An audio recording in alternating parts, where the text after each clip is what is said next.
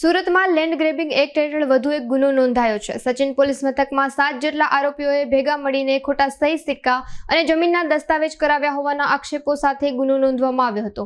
ફરિયાદીને ઓછા વ્યાજ દરે લોન આપવાની લાલચ અપાઈ હતી. ત્યારબાદ લોન આપવાનું કહી લોનના કાગળોમાં સહી કરાવવાના બહાને ફરિયાદીની જમીનના વેચાણ દસ્તાવેજ તથા અન્ય ખોટા લખાણો કરાવ્યા હોવાનું જણાવ્યું હતું, જે અંગે ફરિયાદ નોંધાતા પોલીસે 2 આરોપીઓની ધરપકડ કરી આગળની કાર્યવાહી હાથ ધરી છે.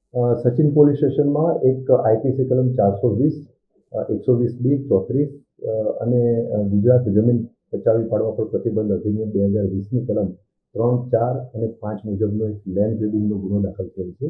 આ ગુનાના જે ફરિયાદી છે એમનું નામ છે રાકેશભાઈ ભરતભાઈ પટેલ. આમની ખંભાસલા ગામે 3 અલગ અલગ જમીનો આવેલી હતી અને આ જમીનોમાં આ ગુનાના જે ટોટલ 7 આરોપીઓ જે છે એમણે એકબીજાના મેળાપીપણામાં ગુનાહિત કાવતરું કરી અને એમની જમીન પચાવી પાડવાનો કાવતરો કરેલો હતો, જે અનુસંધાને આ ગુનો દાખલ થયેલ છે. ફરિયાદીએ સૌપ્રથમ કલેક્ટર સાહેબને અરજી કરેલી હતી.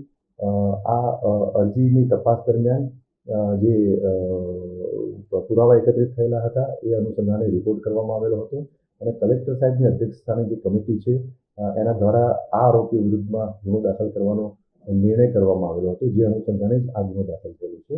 આ ગુનામાં ટોટલ 7 આરોપીઓનું ઇન્વોલ્વમેન્ટ છે.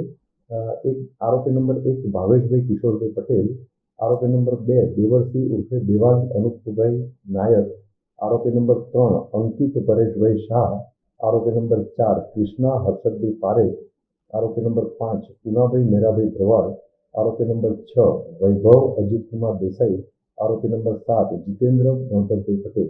આ 7 આરોપીના વિરુદ્ધમાં લેન્ડ ગ્રેબિંગ એક્ટ અને આઈપીસીની કલમો હેઠળ ગુનો દાખલ થયેલો હતો. આ 7 આરોપીઓની તપાસ દરમિયાન 2 આરોપી તપાસ દરમિયાન મળી આવેલ છે અને 2 આરોપીની પૂછપરછ કરી અને ધરપકડ કરવાની કાર્યવાહી હાલમાં ચાલુ છે. આ બંને જે આરોપીઓ મળી આવેલ છે એ આરોપીઓના નામ છે કૃષ્ણા હર્ષદભાઈ પારેખ અને બીજા આરોપીનું નામ છે જીતેન્દ્ર ગણપતભાઈ પટેલ. આ કૃષ્ણા હર્ષદભાઈ પારેખ જે છે એ મૂળ બારડોલીના રહેવાસી છે અને જીતેન્દ્ર ગણપતભાઈ પટેલ એ Gokul row house Rander road સુરતના રહેવાસી છે. આના સિવાયના જે 5 આરોપી છે હજુ તપાસ દરમિયાન મળી આવેલા નથી. ગુનાની તપાસ હાલમાં ચાલુ છે.